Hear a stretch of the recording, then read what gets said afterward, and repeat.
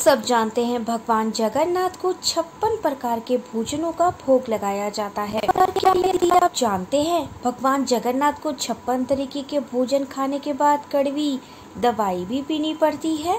कौन लगाता होगा भगवान जगन्नाथ जी को इस कड़वी औषधि का भोग?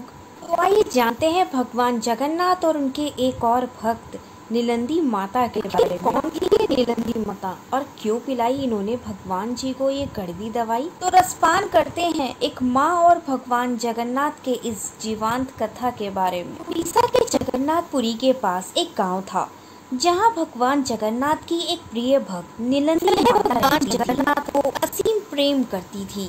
भगवान जगन्नाथ को अपना पुत्र मानती थी। भगवान जगन्नाथ और उनका प्रेम अद्वितीय माँ होती है।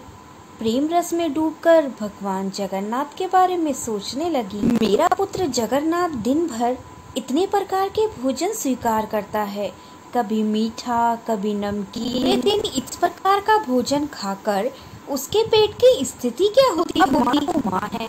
यह सोचकर कि उसके पेट में दर्द होता होगा तो वह किससे कहेगा। अपने पुत्र की इस पीड़ा को महसूस करते हुए वह भगवान जगन्नाथ के लिए रात्रि में नीम की पत्तियों को पीसकर उसका चूर्ण बनाकर भगवान जगन्नाथ के मंदिर की नीलंदी माता भगवान जगन्नाथ के मंदिर पहुंची।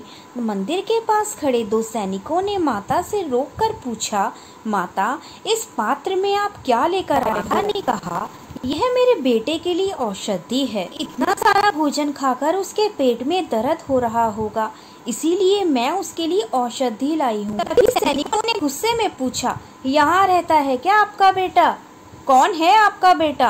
माता ने कहा, वो जो अंदर नील सिंहासन पर बैठा है, बड़ी बड़ी आँखों वाला, जिसे 56 प्रकार के भोग लगाए जाते हैं, वही तो है मेरा बेटा। मैं उसी के लिए ये औषधि लाई हूँ। उसके पेट में दर्द हो रहा होगा। वहाँ खड़े सैनिक हंसने लगे और कहने लगे, आप जगन्नाथ जी को अपना बेटा कह रही हैं और उन्हें ये कड़वा भोग पिलाएंगी?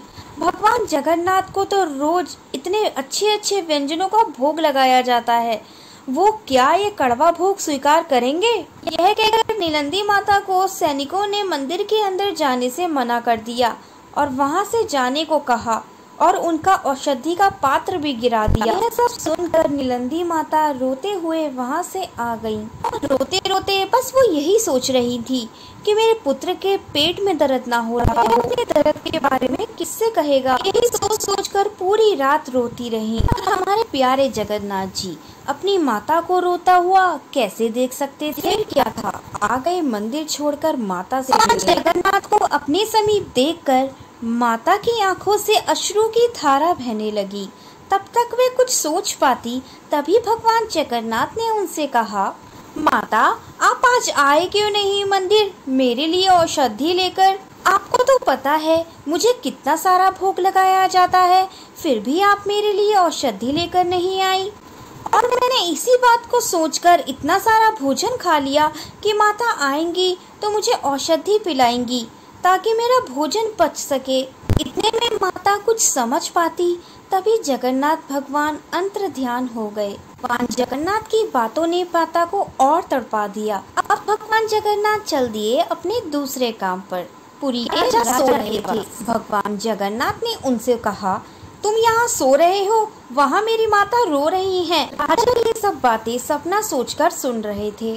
भगवान जगन्नाथ जोर जोर से चीखने लगे और बोले, मेरे पेट में दर्द हो रहा है, मेरी माता मेरे लिए औषधि लाती हैं, तो तुम्हारे सैनिक उन्हें रोज भगा देते हैं और उनकी औषधि भी फेंक देते हैं। अब जब तक तुम मेरी माता को आदर पूर्वक मेरे मंदिर में औषधि के साथ नहीं लाओगे, तब तक मेरा क्रोध शांत नहीं होगा। इतना कहकर भगवान वहाँ से चले गए। राजा सुबह उठे और अपने सैनिकों के साथ माता के घर पहुंचे। सैनिकों को राजा के साथ देखकर माँ घबरा गई।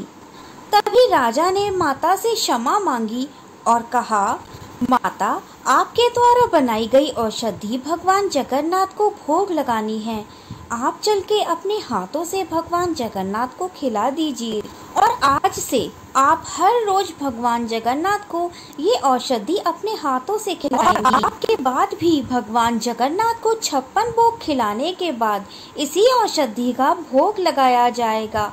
यह सुनकर माता खुशी से रोने लगी। राजा आदर पूर्वक भगवान की माता को मंदिर लेकर आए। तब से लेकर आज तक भगवान जगन्नाथ को आज भी 56 भोग खिलाने के बाद इस नीम से बने चूर्ण का भोग लगाया जाता है। भगवान जगन्नाथ और मिलंदी माता का प्रेम, जिनका कड़वा भोग भी भगवान जी के लिए मीठा बन गया। ऐसे ही है मेरे जगन्नाथ जी, जो अपने भक्तों को प्रेम देते भी हैं और उनसे प्रेम लेते भी हैं।